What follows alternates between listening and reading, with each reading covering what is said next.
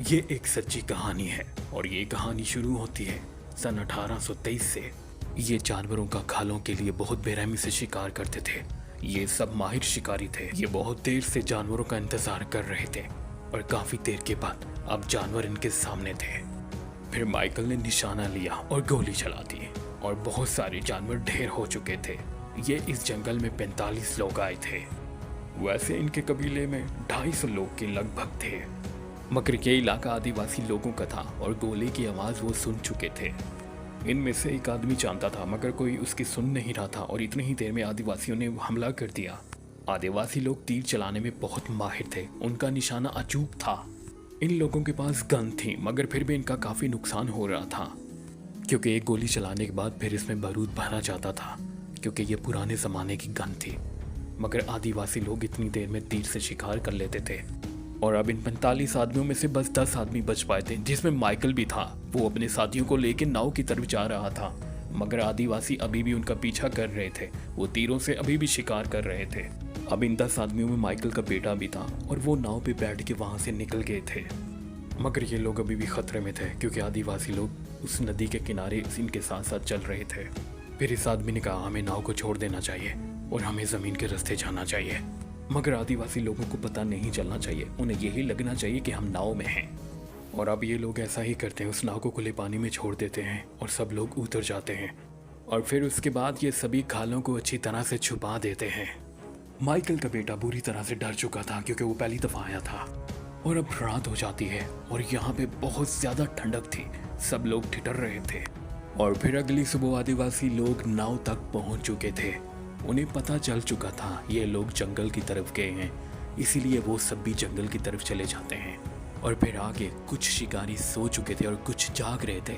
Michael इलाके का जायजा ले रहा था, मगर अब उसे टहनियाँ टूटने की आवाज़ आ रही थी। माइकल इधर उधर देख रहा था। उसने अपनी गन को सीधा किया और फिर उसे भालू के बच्चे नजर आते हैं। वो जान चुका है ये एक बड़ा खतरा है, मगर इससे पहले वो कुछ समझ पाता, मादा भालू ने उस पर हमला कर दिया था। वो उससे 3 गुना बड़ी थी। अब उसने माइकल को दबोच लिया था और माइकल दर्द से कराह रहा था। उस मादा भालू ने माइकल को काफी गहरे जख्म दिए थे और अब वो पीछे हट चुके थे। अब माइकल के पास गन आ चुकी थी। वो भालू पे फायर कर देता है, मगर भालू को और गुस्सा आ जाता है। वो उसे बुरी तरह से काट रही थी। माइकल की पीठ पे काफी गहरे जख्म बन चुके थे, मगर अब माइकल बड़ी मुश्किल से अपना चाकू निकाल लेता है और भालू जब उसके पास आता है तो उस पर कई सारे वार करता है। अब मादा भालू मर चुकी थी और वो भी लड़खड़ा के माइकल पे गिर जाती है। इतनी ही देर में माइकल के साथी आते हैं। वो उसकी हालत देख के घबरा चुके थे। एक कहने वाले ने कहा, ये कुछ पल ही जिंदा रहेगा, क्योंकि माइकल की पीठ पे बहुत बड़े बड़े सुराख हो चुके थे और खून पानी की तरह बह रहा था। और फिर दूसरी तरफ हमें आदिवासी लोग दिखाई देते हैं। उनका सरदार उनके पास आता है और उन्हें कहता है, हम उन्हें नहीं जाने दे सकते। वो हमारे इलाके में आए हैं और हम उन्हें शिकार नहीं करने देंगे। और फिर दूसरी तरफ हमें माइकल नजर आता है। वो अभी भी जिंदा था और सांस ले रहा था। उसका बेटा उसके पास था और उसके लिए फिक्रमंद था। अब अगली सुबह और भी मुश्किल होने वाली थी, क्योंकि बर्फबारी का आगाज हो चुका था। ये इलाका बहुत ठंडा था, क्योंकि माइकल को ले जाने में बहुत मुश्किल पेश आ रही थी इन सब लोगों को।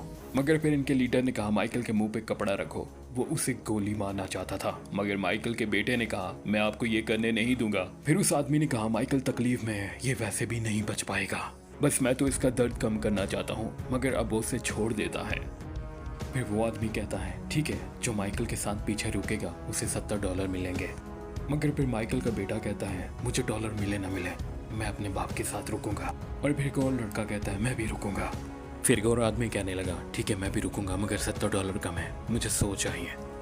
इस आदमी का नाम फ्रेंड था। और फिर माइकल के बेटे ने कहा, ठीक है, तुम हमारे हिस्से के भी ले लेना। और उस रात भी बहुत ज़्यादा ठंड पड़ती है। अगली सुबह फिनिक्स ने कुछ और सोच के रखा था। वो एक लड़के को कहता है, ताज़ा पानी लेके आओ, मुझे प्यास लगी है। और जब वो पानी भरने के लिए जाता है, फिनिक्स माइकल के पास आता है और उसे कहता है, देखो तुम वैसे भी मरने वाले हो। आदिवासी लोग यहाँ पे कभी भी पहुँच सकते हैं और मुझे तुम्हारे लिए अफसोस है, क्योंकि वो बस डॉलर के लिए रुका था। अब वो उसके मुंह में कपड़ा देके उसकी सांस बंद कर रहा था, मगर इतनी ही देर में उसका बेटा वहाँ पे आ जाता है और गन का पिछला हिस्सा उसके सर पे मारता है। फिनिक्स नीचे गिर जाता है, मगर वो उसके सामने अब खड़ा था। माइकल के बेटे ने उस पर गन तान ली थी। अब फिनिक्स उसके हाथ से गन छीन लेता है और अब माइकल के बेटे को वो कह रहा था, ये हम सबके लिए कर रहा था, मगर अब वो माइकल के बेटे को भी मार देता है। ये सब माइकल देख रहा था, मगर वो लाचार और मजबूर हो चुका था। उसकी आंखों के सामने उसका बेटा तड़प तड़प के जान दे देता है। और फिर इतनी देर में वो लड़का वापस आता है जो पानी भरने गया था। वो माइकल के पास बैठा था, मगर माइकल इतनी बुरी हालत में था कि उसे कुछ भी बता नहीं पा रहा था। वो लड़का माइकल के बेटे के बारे में पूछ रहा था। फिनिक्स उसे बता रहा था कि वो इलाके का जायजा ले रहा है। और वो लड़का सो चुका था, मगर फिनिक्स उसे जगा देता है, ये कह कर के यहाँ पे मैंने आदिवासी देखे हैं। वो लड़का डर जाता है और जल्दी से उठ जाता है। फिनिक्स माइकल को घसीट के एक गड्ढे में ले जा रहा था और अब उसमें मिट्टी डाल रहा था। इस लड़के ने कहा, तुम ये क्या कर रहे हो? क्या तुम इसे जिंदा दफनाना चाहते हो? ये हमारी परंपरा नहीं है। मगर फिनिक्स ने गुस्सा दिखाया और कहने लगा, तुम क्या चाहते हो हम आदिवासी लोगों के हाथों मारे जाएं? ये तो वैसे भी मर जाएगा और तुम्हें परंपरा की पड़ी हुई है, निकलो यहाँ से। वो लड़का ऐसा नहीं था, ना वो ऐसा करना चाहता था, मगर अब वो मजबूर हो चुका था। अब वो पानी की बोतल माइकल के पास छोड़ के चला जाता है। वो लड़का ये नहीं जानता था कि फिनिक्स झूठ बोल रहा है और ना ही उसे पता था कि उसने माइकल के बेटे को मार डाला है। दूर दूर तक कोई आदिवासी नहीं था यहाँ पर। माइकल बुरी तरह से जख्मी था। उसके साथी तो सोच रहे थे कि वो आधे घंटे में ही मारा जाएगा, मगर माइकल अभी तक जिंदा था और अब पूरा जोर लगा के वो बाहर निकल जाता है। वो रेंगता हुआ अपने बेटे की लाश के पास आता है और उससे वादा करता है, मैं फिनिक्स को कुत्ते की मौत मारूंगा। काफ़ी देर बीत जाने के बाद माइकल को भूख लग जाती है। वो रेंगता हुआ आगे बढ़ जाता है। आगे उसको एक कंकाल मिल जाता है जिससे उसको थोड़ा सा प्रोटीन मिल जाता है और अब वो रेंगता हुआ एक नदी तक जा पहुंचा था। अब उसे नीचे उतरना था। वो बड़ी मुश्किल से नीचे उतर जाता है। अब वो पानी भरता है, मगर जब पानी पीने लगता है तो उसके गले से पानी बाहर आने लगता है क्योंकि भालू ने उसका गला बुरी तरह से चीर दिया था। फिर माइकल को याद आती है उसके पास बरूद था। वो अपने गले पे मल देता है क्योंकि बचपन में उसने अपने डैड से सीखा था, जब कोई जख्म आपका ठीक ना हो आप उसमें बरूद भर के आग लगा दें। मगर ऐसा करने से आपको बहुत तकलीफ होती है और माइकल के साथ भी ऐसा ही होता है। वो यहाँ पे बेहोश हो जाता है, मगर वो आने वाले कई दिन यहीं पे रुकता है, घास खाता है, पानी पीता है और खुद को ठीक करता है। मगर फिर एक दिन आदिवासी यहाँ पे पहुँच जाते हैं और वो उसे देख लेते हैं। इससे पहले वो उस पर हमला करते, वो पानी में कूद जाता है और उनकी पहुँच से बहुत दूर निकल जाता है। और फिर माइकल इस नदी के किनारे भी रुकता है। वो काफ़ी हद तक ठीक हो चुका था, उसके जख्म भी भर रहे थे, मगर वो बहुत भूखा था। फिर आज उसको एक मछली मिलती है और फिर माइकल को रात को यहाँ पे एक आग नजर आती है। वो उसकी तरफ भागता हुआ जाता है।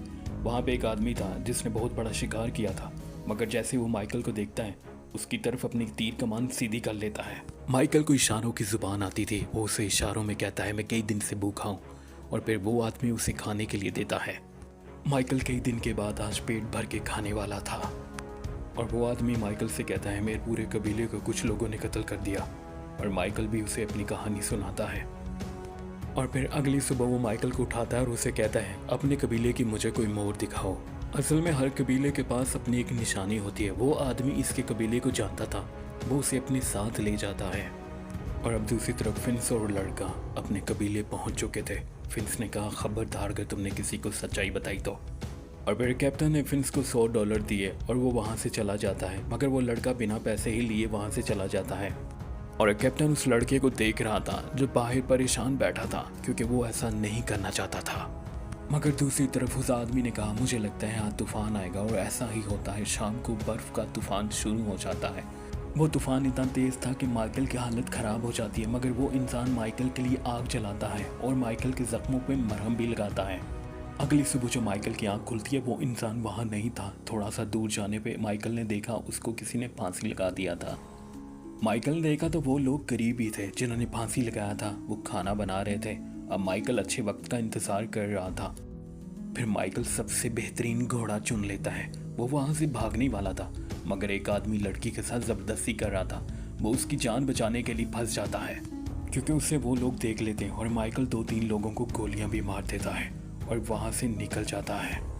मगर वो लोग जल्द ही माइकल तक पहुँच जाते हैं और सामने माइकल की खाई थी, मगर वो घोड़े को नहीं रोक पाता, जिसकी वजह से वो नीचे गिर जाता है। नीचे गिरने पर घोड़ा मर चुका था। माइकल ऊपर से गिरता है मगर बच जाता है, मगर अब वो जानता था उसे सर्दी से कैसे बचना है। और उस रात वो वहीं सो जाता है, क्योंकि वो जानता था अगर वो बाहर रहा तो ठंड से मर जाएगा। और फिर अगली सुबह हो जाती है। माइकल पूरी तरह से ठीक था और रात गुजार चुका था। और अब फिर दूसरी तरफ एक मुसाफिर आता है। वो उसी जगह पे पहुंच चुका था जहां पे विलियम को आना था। यह मुसाफिर खाना खाने के बाद कुछ पैसे देता है और एक बोतल देता है। कैप्टन इस बोतल को देखा और पहचान लिया और कहने लगा, ये तो विलियम के बेटे की है, तुम्हें ये कहाँ पे मिली? और फिर कैप्टन अपने कुछ साथी लेके उस तरफ रवाना हो जाता है क्योंकि कैप्टन को लग रहा था विलियम का बेटा जिंदा है। और फिर कैप्टन और उसके साथी वहाँ पे पहुँच जाते हैं, मगर फिर वो क्या देखता है, विलियम उसके सामने खड़ा था। विलियम कैप्टन को पूरी बात बता देता है। कैप्टन बहुत गुस्से में था और सब लोग फिनिक्स को ढूंढ रहे थे, मगर वो यहाँ से पहले ही भाग चुका था। फिर माइकल ने कैप्टन से कहा, उसने मेरे सामने मेरे बेटे को मार डाला, मैं उसे जिंदा नहीं छोड़ूंगा। मगर कैप्टन ने कहा, मैं भी तुम्हारे साथ चलूंगा। और फिर वो दोनों उसको ढूंढने के लिए जाते हैं। अब वो थोड़े से दूर ही पहुंचे थे कि घोड़े के पाँव के निशान उन्हें मिल जाते हैं, मगर फिर एक ऐसी जगह आती है जहाँ पे घोड़े के पाँव के निशान खत्म हो चुके थे। अब वहाँ पे उन्हें अलग अलग होना पड़ जाता है। अब दूसरी तरफ फिनिक्स कैप्टन के सामने आ जाता है। उसने कैप्टन पे गन तान के रखी थी। कैप्टन ने कहा, खुद को मेरे हवाले कर दो, मगर जब कैप्टन ने गन निकाली तो फिनिक्स ने कैप्टन को गोली मार दी। फिर माइकल गोली की आवाज़ सुन के उसी तरफ आता है। कैप्टन की लाश उसके सामने पड़ी हुई थी। फिर माइकल पेड़ की टहनी तोड़ता है और कैप्टन की पीठ पे लगा देता है, जिससे कैप्टन बिल्कुल सीधा हो जाता है।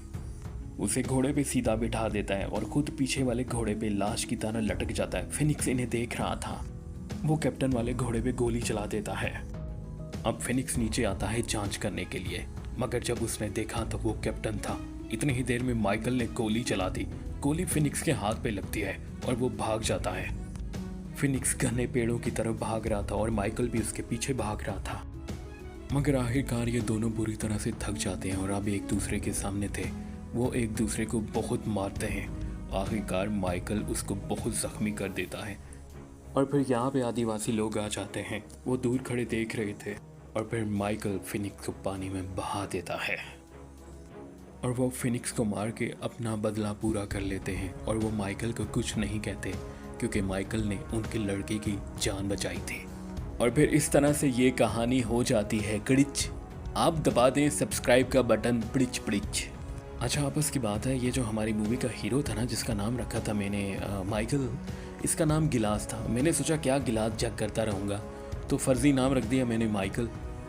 और मुझे उम्मीद है आज की मूवी आपको बहुत पसंद आई होगी। फीडबैक में अपनी कीमती राय का इजहार कीजिएगा और दुआओं में याद रखिएगा हमेशा हमेशा।